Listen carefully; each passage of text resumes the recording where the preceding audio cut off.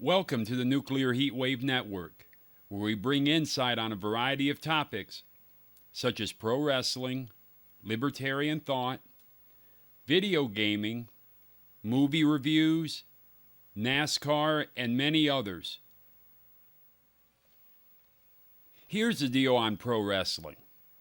The four main compadres of the Nuclear Heatwave, myself, CBM, Dr. Love, Sauce Bronson, Dat Guy, have a combined, I'd say 20 years of wrestling fandom. Now, our fandom started in different ways, started in different places. Mine started with early WCW, late NWA classic period. Then it went to Smoky Mountain, then ECW, whenever the channel would actually air it or receive the tapes. Then I got on those news groups and started doing tape trading that way. That's where I got FMW, All Japan Pro Wrestling tapes. But then others started with WWF New Generation, Attitude Era, and so forth. But from there it went to Combat Zone, then TNA, where we would get all the weekly pay-per-views. Ring of Honor, and then to now, I'll follow AEW as will some of the others. The remainder follow modern WWE. We try to follow as best as we can AAA when it's in season, when Triple Mania is going on. We will follow Billy Corgan's NWA, not just the Samhain pay-per-views. And then Brett Lauderdale's Game Changer Wrestling. We will do live reactions, book reviews, and historical retrospectives. Things such as the steroid trial, which Vice Network seemed to get a lot of facts wrong on there or completely omitted key facts about that. But what can I say? I mean, you expect it at this point. But as for those book reviews, here I'm showing you a few of them. John Lister's Turning the Tables, pretty good book. Everyone's favorite magazine editor, right here. He didn't get everything wrong. A lot he might have a skewed perspective on.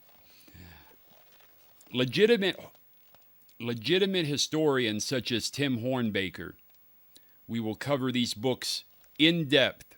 And then the legendary Vince McMahon interview in this issue of Playboy, where the Netflix documentary seemed to use that as a starting point, but then failed to elaborate or go into more detail. It was meant more as a general introduction to WWE today. But that's where we come in to help fill in those gaps for you. But it's not just us four involved with the Nuclear Heatwave. Oh, no, no, no. We've got guys like Major Wayne, Bernard, Mr. Blizzard, and a whole litany of others that'll come on as guests and share with us their knowledge and love of not only pro wrestling, but for every topic that we discuss here on the Nuclear Heatwave.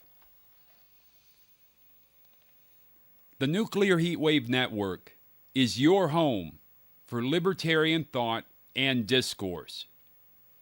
Justin, Rudy, and myself, CBM, will talk about a variety of topics here, bringing up hardcore economics with biting wit that only we can provide. If Keynesian economics is not your jam, then you're at the right place. I mean, let's face it. But now you're free to come on and defend position if you felt that his way was a standard, old John Maynard. But you must defend your points. And we're here to welcome you. We welcome everyone here because that's what discourse is all about. A lot of the nuclear heat wave has considerable experience with video gaming. For myself, it started in the mid-'80s. For most, started in late 80s to somewhere in the 90s. Now, this runs the gamut from Sega Master System and the NES. Now, if you know anything about me, and you will find out, these are my favorites. Philips CDI, Amiga CD32, Pioneer Laser Active. Now, I had that for 2 years and got rid of it. NEC PCFX. Blue Breaker made something else blue on my person. FM Towns Marty. See that? And I guess that's what I deserve for putting up with that. Half the games don't work. And so forth. But our experience with gaming runs the gamut, and I said that word again, of JRPGs, fighting game enthusiasts, action game enthusiasts, MMO players, and so forth. But what we plan on doing here is showing game runs, but they're not mere speed runs either. There's a gimmick attached to them. Fighting game tournaments, but again, a gimmick is attached to them.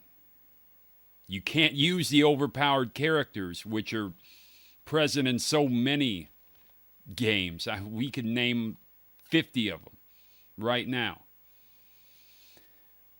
Historical retrospectives again. Look at the 3DO company. You know, they don't get a lot of love, and they should, actually. Or at least the idea that Trip Hawkins put forth in creating 3DO to begin with. Having to pay for the ROMs from Nintendo and Sega themselves. And they said, well, we can get a better deal. Well, that started the ball rolling on where third-party companies are today. The large ones have a lot of power. And they wouldn't have diddly-poo, really, if it wasn't for 3DO starting that trend. And then Sony with Sony Imagesoft figuring, well, hey, we made Cliffhanger and Last Action Hero and all of this, but really it's to see how third parties are treated by first parties. So when we become a first party and have our own platform, we will know how to treat third parties. And that's what I contend, and that's what we will discuss here on the Nuclear Heatwave. We will have special guests coming in from time to time. Muppy Heingart, Brando, so awesome he has the same name twice.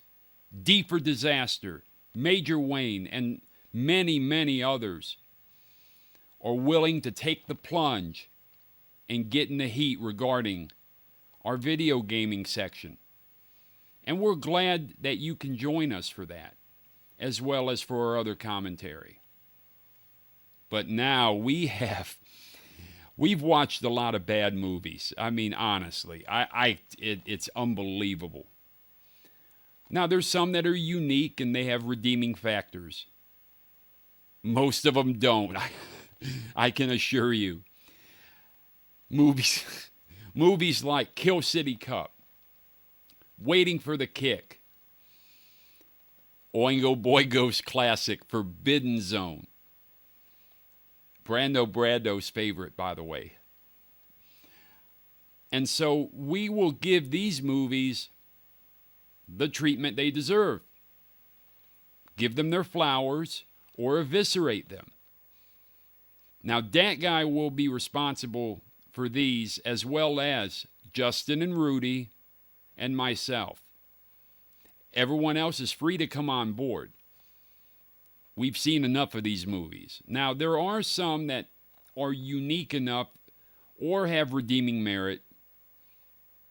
The Self-Portrait of Idi Amin by Barbe Schroeder is fantastic. It's fantastic he was able to catch everything the Ugandan dictator had to say.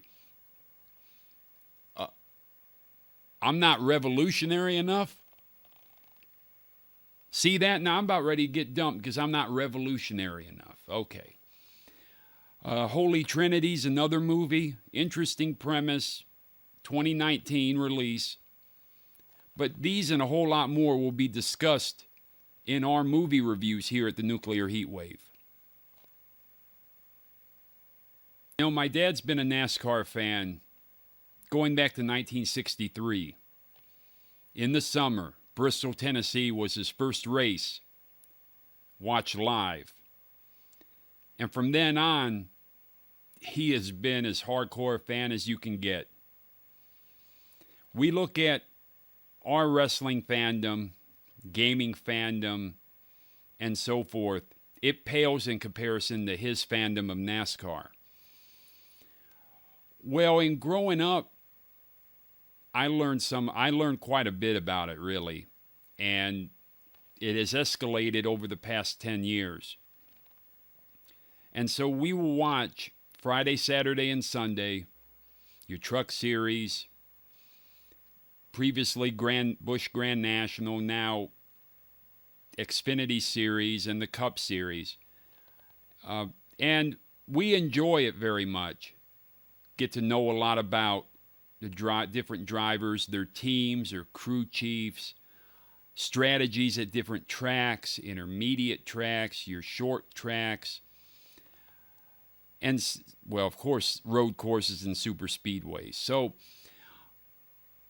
I look at it, though, my dad's not getting any younger, and I feel it's a bonding experience with my dad and I. Now, he doesn't mince words. Oh, no. Parker Kligerman last year at Charlotte. What happened to him? The whole caution fiasco. You know, I think he got robbed, but my dad most certainly thinks he got robbed. So we will talk about not only current races. We filmed, actually, the Xfinity Series at Bristol, 12th of April, 2025. We filmed a live reaction video for that. It's more than that, though. We will talk about memories of things past. We'll also bring up articles. There was one on the 429 engine that was homologated in the Mustang Boss 429. And it's in one of my Thoroughbred and Classic Car magazines. Enough that the Torino Talladegas, those engines NASCAR had to ban. So then we can talk about the infamous 1997 T-Rex car. Oh, Ray Evernham. Yeah.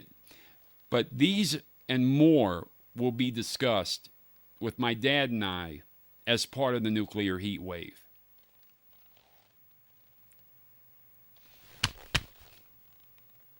Scissor time, baby. Scissor me up. Flat as a pancake right there, paper. See, I have to get my Jonkin fix in. My rock, paper, scissors habit. But those at the Nuclear Heatwave, well, I mean, everyone has their own peccadillos, let me tell you. Some love Marmite and Vegemite, and don't let them tell you any different. They do.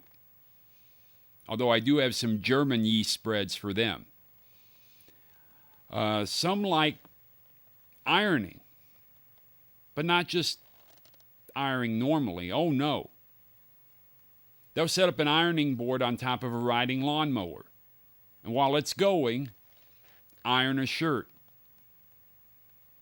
Some had the bright idea, I have no idea what. Hey, let's pick up trash. Let's do the Japanese Spaghetti World Cup right here. Well, the nuclear heat wave can do that a whole lot better. Things such as cutting things in half, or all of these things, these comedic sketches